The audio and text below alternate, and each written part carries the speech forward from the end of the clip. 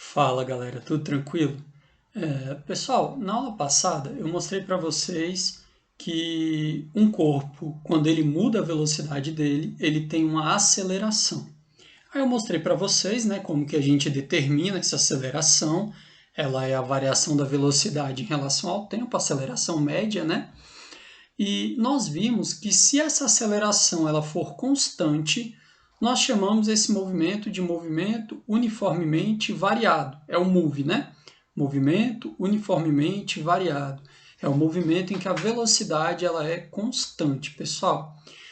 Usando a equação de aceleração e usando a ideia de aceleração sendo constante, eu obtive para vocês a função horária da velocidade do movimento uniformemente variado. Espero que vocês se lembrem. Velocidade final é igual à velocidade inicial mais a aceleração vezes o tempo. Ou seja, essa aqui é a função da velocidade dependendo do tempo. Só que o que eu quero obter agora, pessoal, é a função horária do espaço do movimento uniformemente variado. Nós já temos a velocidade em função do tempo.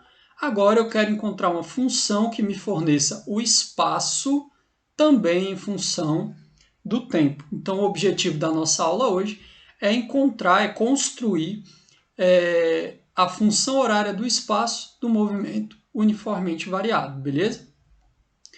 Pessoal, para a gente conseguir chegar nessa função horária do espaço, a gente precisa partir da ideia de que o deslocamento de um objeto corresponde à área do gráfico de velocidade por tempo. Nós vimos isso lá no movimento uniforme.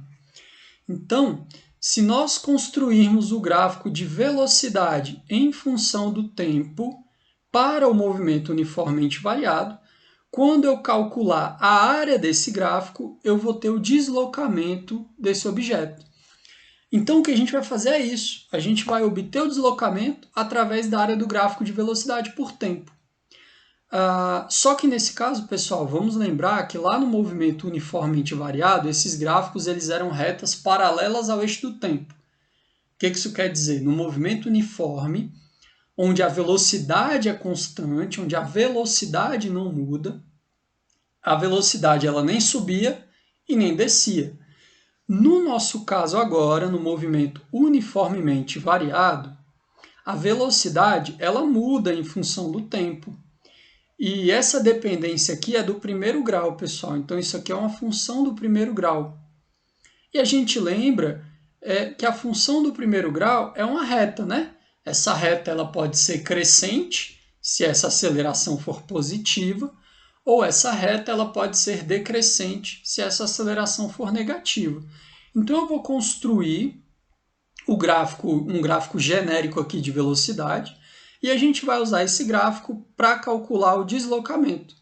E a partir do deslocamento eu vou conseguir obter a função horária, beleza? Olha só a ideia. Eu vou construir o gráfico do tempo e vai ser velocidade em função do tempo, né, pessoal? Então a gente vai construir esse gráfico, ó, a velocidade em função do tempo. É o gráfico dessa função aqui, que é a função horária da velocidade. O que é que nós vimos? O gráfico dessa função, por ela ser uma função do primeiro grau, é uma reta. Vamos supor que essa aceleração seja positiva. Essa reta será uma reta crescente. Esse é o gráfico. Então, pessoal, veja bem. Quando o tempo é zero, a velocidade do objeto é minha velocidade inicial, né? Então, aqui no tempo zero, a velocidade é a velocidade inicial, né? Se eu colocar zero aqui no lugar do tempo, isso aqui tudo some, sobra só a velocidade inicial, está aqui. Agora, passado um certo intervalo de tempo t, a velocidade que esse cara vai ter vai ser uma velocidade final, que vai depender do tempo, né? Quanto maior for o tempo, maior vai ser a velocidade. Então, essa aqui é eu identificando a minha velocidade final para um determinado instante t qualquer. E aí, pessoal, olhando para esse gráfico, qual é a área que vai corresponder ao deslocamento? Bom, pessoal, a área que vai corresponder ao deslocamento é essa área aqui, ó. É a área abaixo do gráfico de velocidade por tempo limitada, né, no instante que eu estou pegando. Então, eu vou pegar a área até esse momento. Eu não estou pegando momentos posteriores, então eu vou pegar a área até o instante t, tudo bem? Então, essa área dessa figura rosa vai corresponder ao deslocamento do objeto. Pessoal, eu espero que você tenha reparado que essa figurinha rosa aqui é um trapézio. O que é um trapézio? É um cara que tem uma base maior, uma base menor e uma altura. Geralmente, vocês estão mais acostumados a ver um trapézio virado. Dessa forma aqui, ó. O que eu fiz? Eu peguei esse trapézio e deitei ele. Então, a gente enxerga claramente, ó, ele tem uma base maior, uma base menor e uma altura.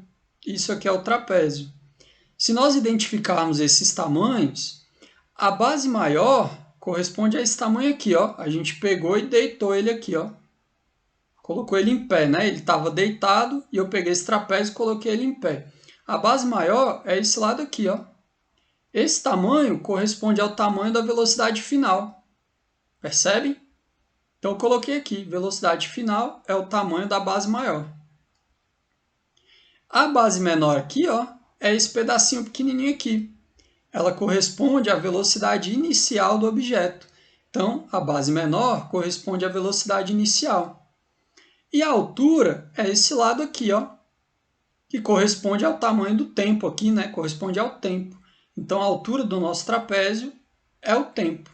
E aí eu espero que você se lembre, pessoal, que a área de um trapézio ela é calculada dessa forma aqui, ó. A área do trapézio é igual a base maior mais a base menor vezes a altura do trapézio, tudo isso dividido por 2. Então, pessoal, isso aqui é uma formulinha que vocês devem ter estudado em geometria, em matemática, que fornece para a gente a área do trapézio, beleza, pessoal? Então, quem ainda não viu a área do trapézio, eu recomendo que você revise lá na matemática a área de algumas figuras em 2 dimensões, né? Tem umas áreas que são importantes, a área do trapézio, a área do triângulo, a área do retângulo. Todas essas áreas são importantes, tá? A do trapézio é dada por essa equaçãozinha. Base maior mais base menor, dentro do parênteses, né? A gente soma o valor das bases, pega o resultado, multiplica pela altura do trapézio e divide tudo por 2. No nosso caso, a área corresponde ao deslocamento. Então tá aqui, ó, a área corresponde ao ΔS, que é o deslocamento. A base maior, como nós vimos, é essa aqui, ó, é a velocidade final do nosso objeto. Coloquei aqui. Então, a velocidade final corresponde à base maior do nosso trapézio. A base menor é a velocidade inicial. É a base menor do nosso trapézio. E a altura é o tempo. Então agora, pessoal, com essa equaçãozinha aqui, a gente consegue obter a função horária do espaço. Então a função horária do espaço do movimento uniformemente variado, ela é obtida com a ideia de que o deslocamento corresponde à área do gráfico de velocidade por tempo. Essa área vai ser um trapézio, né? A figura formada vai ser a figura de um trapézio. E aí, calculando a área do trapézio, a gente chega nessa equação. E desenvolvendo um pouquinho essa equação, a gente vai chegar na função horária, que é o que eu vou mostrar para vocês agora, tá, pessoal? Galera, o desenvolvimento matemático que eu vou fazer aqui agora é só para mostrar para vocês de onde vem a função horária. Você não precisa saber fazer todos os passos que eu vou mostrar aqui agora. Alguns de vocês podem até achar um pouco complicado essa álgebra, talvez não estejam acostumados, mas não é uma coisa simples, eu vou tentar explicar bem passo a passo para vocês, tá? E o importante é você saber que a gente vai usar a função horária, tá? Mas eu preciso mostrar o caminho por onde a gente chega nessa função horária. Então, primeira coisa, a gente chega na função horária calculando a área do gráfico de velocidade por tempo no movimento uniformemente variado. E essa área corresponde à área de um trapézio, que eu acabei de mostrar para vocês, que fornece para a gente essa equação. Agora eu vou desenvolver essa equação aqui, tá bom? Então vamos lá. Vamos lembrar que a função horária da velocidade para o movimento uniformemente variado é aquela que a gente já tinha visto. Velocidade final é igual à velocidade inicial mais a aceleração vezes o tempo. Por que eu estou lembrando dessa equação? Porque a gente vai usar ela agorinha. Vou recuperar a equação que nós obtivemos agora há pouco, ó. ΔS igual velocidade final mais velocidade inicial, somados vezes o tempo, dividido por 2, que é a área do nosso trapézio, né? Então, eu vou pegar e resgatar essa equação. Coloquei aqui. Só que, gente, no lugar da velocidade final, eu vou colocar isso aqui. Velocidade inicial mais aceleração vezes o tempo. Porque a velocidade final, ela é isso tudo. Então, eu vou substituir. Onde tiver V, sozinho, né, o V, eu vou colocar V0 mais AT. No lugar da velocidade, eu vou pôr o que a velocidade é, que é a velocidade inicial mais aceleração vezes o tempo. Então, no lugar desse V, eu vou colocar isso tudo aqui. Olha como é que vai ficar. O V, quem é o V? O V, ele é V0 mais AT. V0 mais AT. Então, ficou velocidade inicial mais aceleração vezes o tempo. Isso era a minha velocidade final antes, eu substituí. Mais a velocidade inicial, mais a velocidade inicial aqui. Então, essa primeira parte é o Vzinho, beleza? Então, peguei essa equação e substituí nessa, a gente chegou nessa. Agora, o que a gente percebe? Eu tenho velocidade inicial mais velocidade inicial. Então, pessoal, V0 mais V0 dá 2V0. Então, eu vou somar esses dois termos porque eles são iguais. Então, só somei, ó, 2V0 mais aceleração vezes o tempo, coloquei aqui, e repeti o resto. Vezes o t, dividido por 2. Então, daqui para cá, eu só somei V0 com V0, que virou 2V0. Bom, agora a gente faz uma distributiva, né, pessoal? Como tem o parênteses, eu tenho que multiplicar isso aqui usando a distributiva, o famoso chuveirinho, né? Então, vai ficar o seguinte, 2 vezes V0 vezes o t, ó, 2V0 vezes o t, 2V0 vezes o t, mais aceleração vezes o t. Só que, pessoal, t vezes t é t ao quadrado, né? Então, aqui fica a aceleração vezes o t ao quadrado, vezes o tempo ao quadrado. Aceleração vezes o tempo ao quadrado. Então, daqui para cá, eu só multipliquei distributivamente e tudo está sendo dividido por 2. Outro detalhe importante, pessoal, no lugar do ΔS, que é o deslocamento, eu coloquei o que ele é, né? Que é o espaço final menos o espaço inicial. Podia deixar como ΔS também, se você preferir, tá? Mas como eu quero a função do espaço, eu quero encontrar o espaço em função do tempo. Então, agora eu vou isolar o espaço, igual a gente fez aqui para a velocidade, né? Tenho a velocidade sozinha em função do tempo. Agora eu estou querendo achar o espaço sozinho também em função do tempo. A equação aqui já está pronta, a gente só tem que organizar para ela ficar mais bonita, assim ela está muito feia. Então eu vou fazer o seguinte, ó, 2V0 vezes t, eu vou dividir pelo 2. Eu vou separar os termos aqui, ó. 2V0 vezes t, eu vou dividir pelo 2, corto 2 com 2, sobra V0 vezes t, velocidade inicial vezes o tempo. A aceleração vezes o tempo ao quadrado não dá para dividir, então fica sobre 2 mesmo. Então ficou assim, ó. O espaço final menos o espaço inicial, eu repeti. 2V0 vezes t dividido por 2, corto 2 com 2, sobra V0 vezes t. Está aqui. Velocidade inicial vezes o tempo. E aceleração vezes o tempo ao quadrado dividido por 2, está aqui. Então, tudo que eu fiz foi separar os termos e dividir por 2 quando era possível, só foi possível no primeiro termo. E agora, pessoal, para finalizar essa equação, aqui já é a forma final praticamente dela, ΔS, isso aqui é o ΔS, né? Então, ΔS, deslocamento, é igual a velocidade inicial vezes o tempo, mais a aceleração vezes o tempo elevado ao quadrado, dividido por 2. Como eu quero isolar o espaço final, eu vou pegar o espaço inicial que está negativo, e vou passar para o outro lado positivo.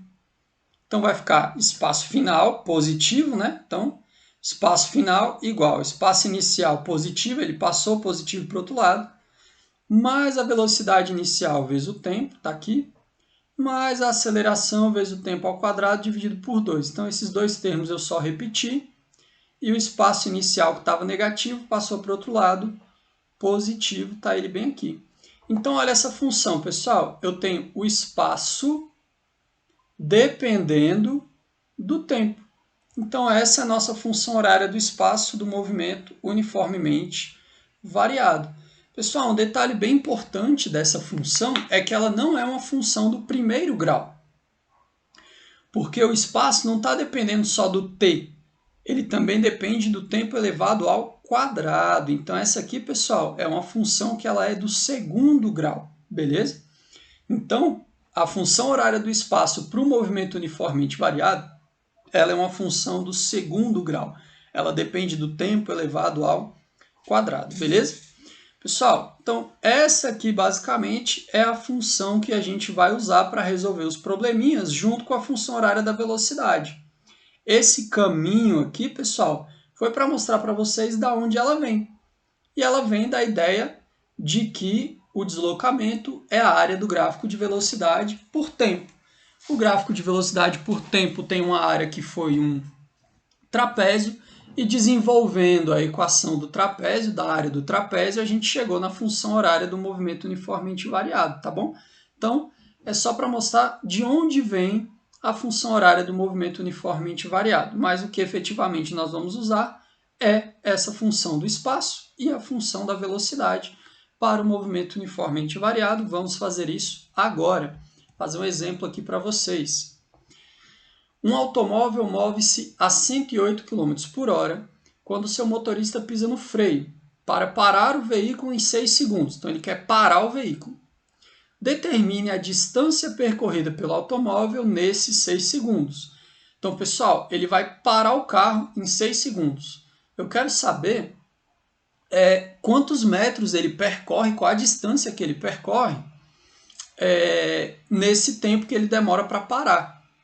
Então, você está vindo ali a 108 km por hora, pisa no freio. Quantos metros você precisa para parar? Por exemplo, para evitar bater num carro da frente, por exemplo. Tá bom? Para resolver essa questão aqui, pessoal, perceba que aqui o tempo está em horas, né? Quilômetro por hora, e aqui o tempo está em segundos. Então, a gente sabe que quando as unidades estão inconsistentes assim, a gente tem que converter, né? Então, eu vou pegar os dados e vou converter essa velocidade aqui, ó. Velocidade inicial, quando eu pisei no freio, era de 108 km por hora.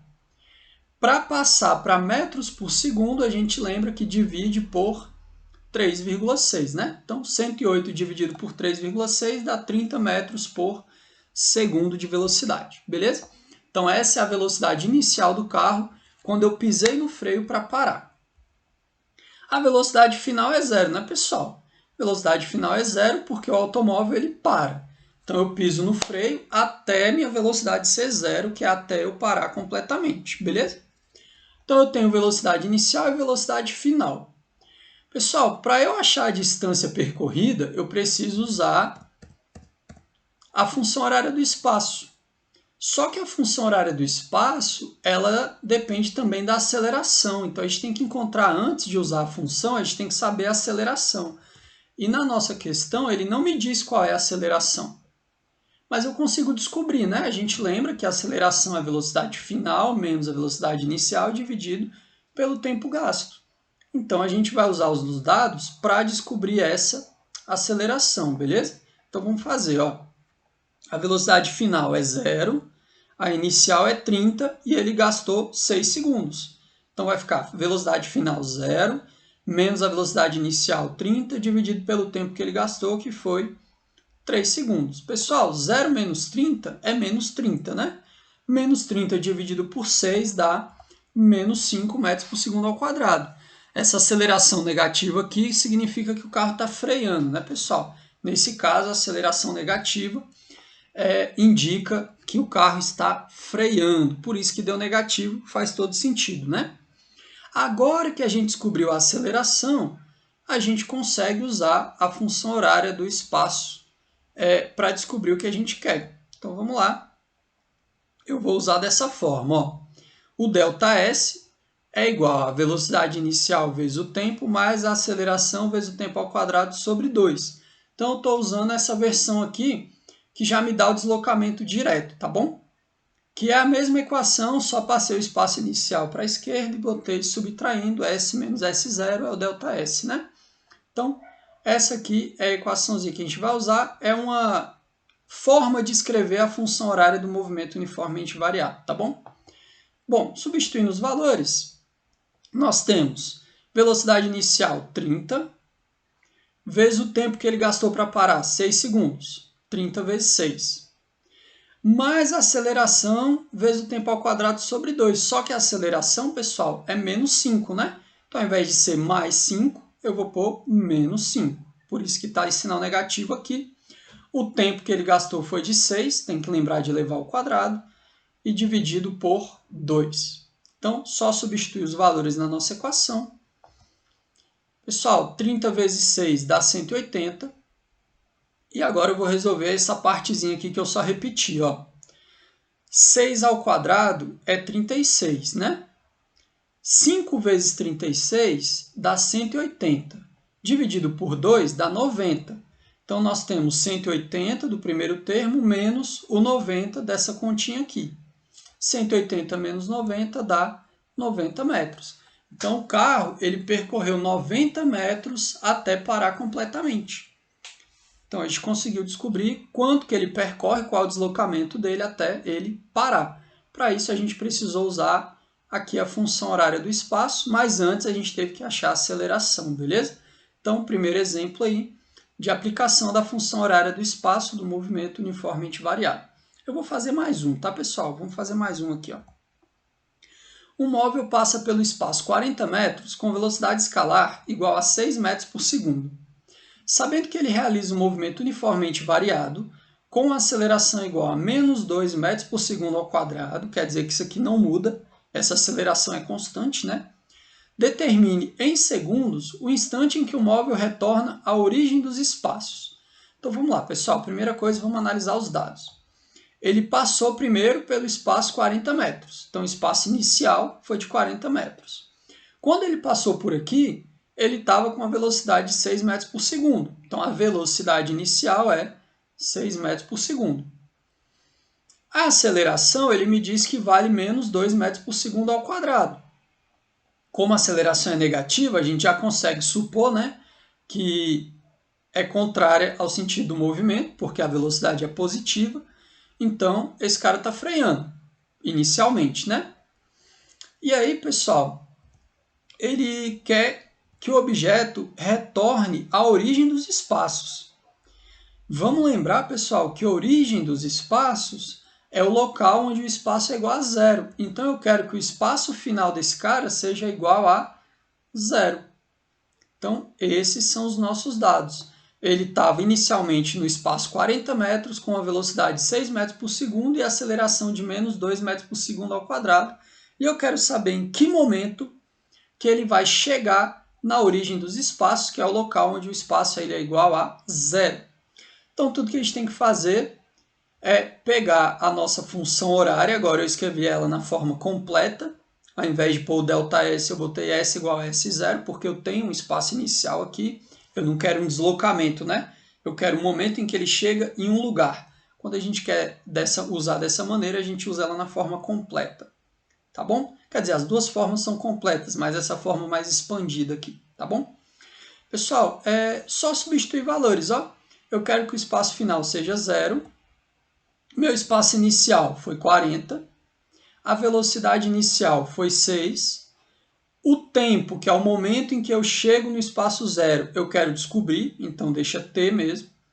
A aceleração é menos 2, então aqui no lugar da aceleração, ó, menos 2. O tempo ao quadrado eu repeti porque é o que eu quero descobrir, tudo dividido por 2. Pessoal, esse 2t quadrado sobre 2, o 2 corta com 2, né?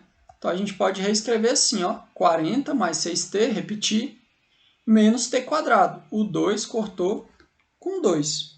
E se você olhar, pessoal, isso aqui é uma equação de segundo grau, ó. Então espero que você se lembre que quando a gente tem uma equação de segundo grau, completa como essa, a gente resolve usando Bhaskara, né? Se ela fosse incompleta, era até mais fácil de resolver, né? Mas como ela é completa, a gente tem que fazer o Bhaskara. Então a gente lembra que o delta é o b quadrado menos 4ac. Pessoal, o b é o número que multiplica a incógnita t, então é o 6, 6 ao quadrado. Menos 4 vezes o A. O A é o número que multiplica o t quadrado, né? Professor, não tem nenhum número multiplicando t quadrado. Quando não tem nenhum número, pessoal, é 1, né? Só como está negativo, é menos 1, tá bom? Então, o A é menos 1 aqui. Então, menos 4 vezes o A, que é menos 1, vezes o C, que é o número sozinho. Nosso número sozinho é 40. Então, Bhaskara, B quadrado menos 4 vezes o A vezes o C. Tá bom? E a gente tem que fazer essa continha para achar o delta. 6 ao quadrado é 36, menos com menos dá mais, 4 vezes 1 é 4, vezes 40 dá 160. Então, nós temos 36 mais 160, que dá 196. Então, o nosso delta é 196, tá? E a gente lembra, né, que a solução, o valor do tempo, nesse caso, é igual a menos b, então menos 6, mais ou menos a raiz do delta, mais ou menos a raiz de 196, dividido por 2a. Então, dividido por 2 vezes o menos 1, né? Que o a aqui é menos 1. Pessoal, a raiz de 196 é 14, tá? Então, a gente fica com menos 6 mais ou menos 14, e 2 vezes menos 1 é menos 2, né? Então, a gente tem essa equaçãozinha para resolver. Pessoal, tempo negativo não faz muito sentido, né?